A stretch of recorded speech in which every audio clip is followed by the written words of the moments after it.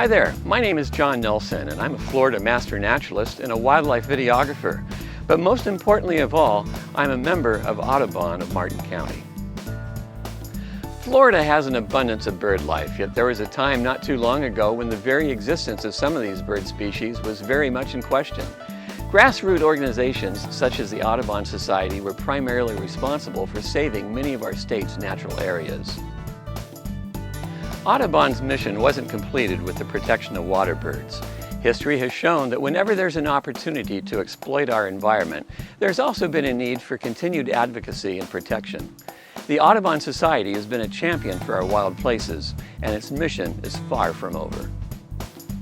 So join me as we take a look at our amazing state and how the Audubon of Martin County is helping to preserve and protect these special places that we have here on the Treasure Coast. First contact. Spanish explorers were looking for gold, but what they found was something radically different from anything that they could have ever imagined. Columbus was looking for a fast route to the East Indies. He didn't bargain for a new world. Columbus never landed in Florida, but all throughout the Caribbean and the Gulf of Mexico, the environment made it clear that he was nowhere near China. When Ponce de Leon landed in Florida, he was looking for a fountain of youth. What he found instead was a land of endless swamps and marshes and intolerable mosquitoes infecting his men with malaria and yellow fever. I doubt that he would have really appreciated it, but he and his men were actually exploring one of the great biological treasures of the world. So great was this treasure that in 1947, the Everglades National Park became the first park ever created not for its scenic beauty, but for its biological diversity. The park may never have been created if it had not been for the work of concerned citizens that eventually formed the Audubon Society. At the turn of the 20th century, plume hunters were running rampant in the Everglades. Wading birds like the great egret and the snowy egret were being slaughtered by the tens of thousands for the sake of women's fashion. At the same time, real estate developers and government office holders like Napoleon Broward were draining and destroying tens of thousands of acres of wetlands. Once extending into Martin County, the size of the Everglades was dramatically reduced through dredging, land reclamation projects, and real estate development. All of this was pointing to an ecological disaster on an unprecedented scale. At the same time, concerned citizens were rising up to protest the carnage that was taking place in the Everglades. The result was the Audubon Society. First organized on a local basis in Florida, by 1905 a National Audubon Society was incorporated to help fight against the plume trade. Over the course of several years, the Audubon Society was instrumental in lobbying for federal legislation that eventually outlawed the plume trade. The Audubon Society started as a grassroots organization with its first chapters being organized in Florida. The Audubon of Martin County was organized in 1955. Within 30 days of its founding, the organization had 120 members. Audubon of Martin County's mission is to conserve and restore natural ecosystems, focusing on birds, other wildlife, and their habitat for the benefit of humanity and the Earth's biological diversity. Our mission starts with our home. The Possum Lawn Nature Center is a 5-acre urban forest and sanctuary that has been carefully restored and managed for the benefit of our local wildlife. The center features a wetlands pond and sloughs that carefully mimic the wet-dry cycles of a natural wetlands. This area is already attracting wading birds and ducks. It's been said that experience is the best teacher, and at Audubon of Martin County, our seasonal field trips provide exclusive experiences to observe wildlife in their natural habitat while enjoying the camaraderie of other nature enthusiasts. Lectures by local naturalists, photographers, ornithologists, authors, travelers, and many other fascinating speakers are given seasonally at the Possum Lawn Nature Center. Members have the opportunity to participate in the statewide Eagle Watch program. Other volunteer citizen science opportunities include monitoring the piping plover, the least tern, and the Christmas bird count, which was first started nationally in 1900. Besides its Possum Lawn headquarters, Audubon of Martin County actively manages over 400 acres of conservation land in Martin County. This includes a 280-acre nature preserve near Palm City. Part of this land is leased to the Treasure Coast Wildlife Center, which operates an animal rehab hospital. Many birds of prey have been rescued here and re-released back into the wild. Audubon of Martin County is always attempting to reach out to students. Each year, the chapter hosts the My Favorite Bird Essay and Art Contest in cooperation with the Martin County School District. The chapter also hosts the Children's Birding and Habitat Workshop and the Great Backyard Bird Count each November. Our annual photography contest provides amateur and professional photographers a venue to showcase their work capturing the birds of Florida in our great outdoors. This year's contest is open to photographers of all ages with special categories for students. As a recognition of the technology that is at our fingertips, we are including a special category for cell phone photography. After all, any photographer will tell you that the best camera in the world is the one that you have with you when you need to capture a special moment. As a wildlife videographer, I witness the amazing beauty of our wild outdoors every time I step outside. So why don't you come with me and take a few minutes while I take the opportunity to show you my wild outdoors. As a Florida master naturalist, I've been trained to see the beauty and diversity of our wild outdoors perhaps a bit better than most. The Florida Master Naturalist program teaches courses in coastal, freshwater, and upland forest habitats.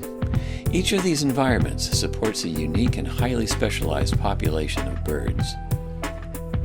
Sometimes I have the opportunity to get to know my subjects almost on a first-name basis. This sandhill crane and its mate allowed me to videotape them for almost 3 weeks as they sat on a nest in a marsh near Vero Beach. Incubating eggs, I suppose, can be rather boring, but when you have a nice feather pillow at your ready, it certainly helps to pass the time away. A few weeks later, this mating pair were rewarded with a little chick. This little guy was still recovering from his personal duel with an egg when eventually he was finally able to take his first very wobbly steps. For the time being, there was safety at the nest site. Few, if any, predators would have been willing to risk a fight with an adult sandhill crane over their young, but there was plenty of danger in waiting. A water snake sat in the grass trying to warm up in the sun. Even though he's a predator, he's not on the top of the food chain. There are plenty of predators that would love to have a snake dinner. But every animal in Florida's wild outdoors has a means of defense, and the water snake is a great imitator. To the untrained eye, the water snake looks just like a cottonmouth, but a close look at the water snake's eyes shows to the trained observer that he's non-venomous. All the same, this snake would love to have a sandhill crane chick on his menu. Back at the nest site, Mom and Dad were breaking up the chick's eggshell. As a first meal, it would provide the chick with valuable nutrients. Only a day after hatching, this family was on the move. The sandhill crane chick started a new life in this marsh under the very close supervision of its parents.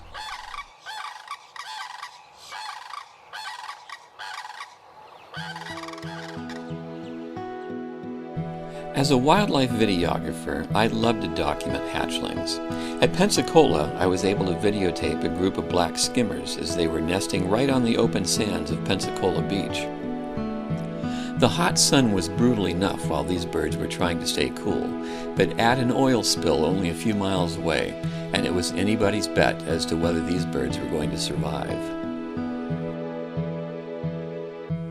In an entirely different part of the state, this barred owl was conveniently perched on the top branches of an oak tree high above Fish-Eating Creek State Park. In the same tree, to the casual observer, a hollow in that tree just really didn't draw anyone's attention. But look inside, and it was a perfect hiding place for the owl's chick. Florida's wild outdoors constantly throw surprises at you. It always pays to keep your eyes open. While photographing a green heron in the Everglades, this lubber grasshopper slowly crawled out of the mangroves.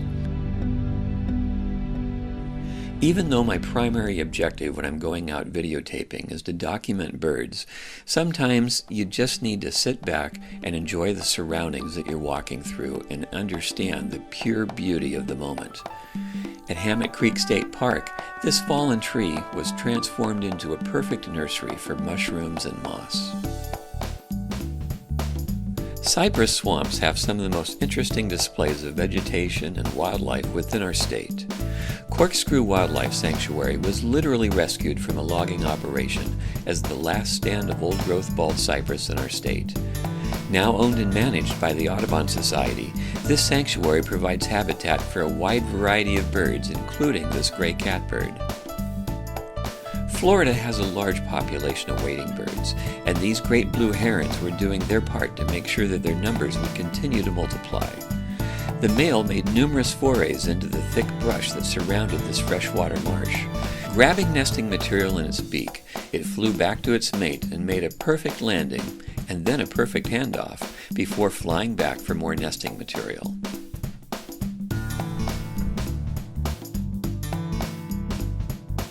Everywhere we look, our wild outdoors provides us with numerous surprises.